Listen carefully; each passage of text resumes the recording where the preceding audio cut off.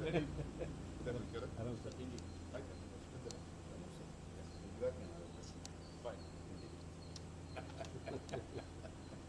ನಿನ್ನೆ ರಾತ್ರಿ ಎಲ್ಲ ಪೊಂಗಲ್ ಮಾಡಿದ್ದಾರೆ ಪೊಂಗಲ್ ನಿನ್ನೆ ರಾತ್ರಿ ಎಲ್ಲ ಮಾಡಿ. ಗೃಹ ಸಚಿವರು, ನಿಕಟಪೂರ್ವ ಗೃಹ ಸಚಿವರು ಅಂತ ಜ್ಞಾನೇಂದ್ರ ಅವರ ಒಂದು ನೇತೃತ್ವದಲ್ಲಿ ಪ್ರೆಸ್ ಮೀಟನ್ನು ಕರೆದಿದ್ದು, ಅವ್ರು ಬರೋದಿನೊಂದು 5 ನಿಮಿಷ ಆಗುತ್ತೆ. ಆ ಅವಕಾಶನ ಉಪಯೋಗಿಸ್ಕೊಂಡು ಪಕ್ಷದ ಒಪ್ಪಿಗೆಯನ್ನು ಪಡೆದುಕೊಂಡು ನಾನೊಂದು ವಿಚಾರವನ್ನು ತಮ್ಮ ಮುಂದೆ ಹಂಚಿಕೊಳ್ಬೇಕು ಅಂತೇಳಿ ಸಿದ್ದರಾಮಣ್ಣ ಅವರೇ, ನಮ್ಮ ಪತ್ರಿಕಾ ಪಕ್ಷದ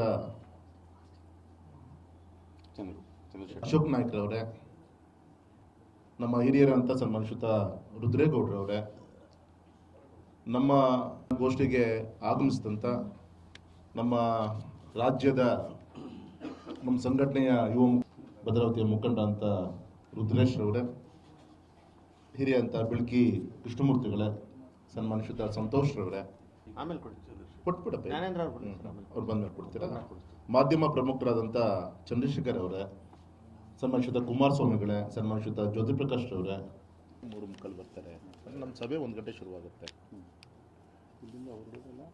ನಾವೆಲ್ಲ ಸೇಮ್ ಟೈಮಿಂಗ್ಸು, ಬರೀ 1 ಗಂಟೆ ವ್ಯತ್ಯಾಸ.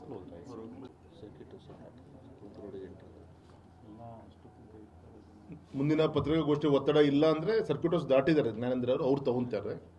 5 ಮಿನಿಟ್ಸ್ ಪ್ಲೀಸ್ ಕೇಳು, ಇಲ್ಲಾಂದರೆ ಅಷ್ಟೇ.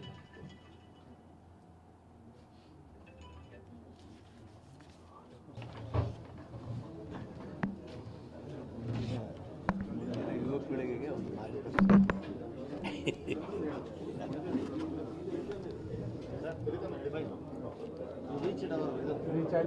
ಅದಕ್ಕೆ ಸರ್ ಕಾಟ ಕೊಟ್ಟು ನೀವಿದ್ದಾಗೆ ನೀವೇ ಮಾಡಬೇಕು ಅಂತ ಪೂರ್ತಿ ಕವರ್ ಮಾಡಿಬಿಟ್ಟಿದ್ದಾರೆ ಅಂತ.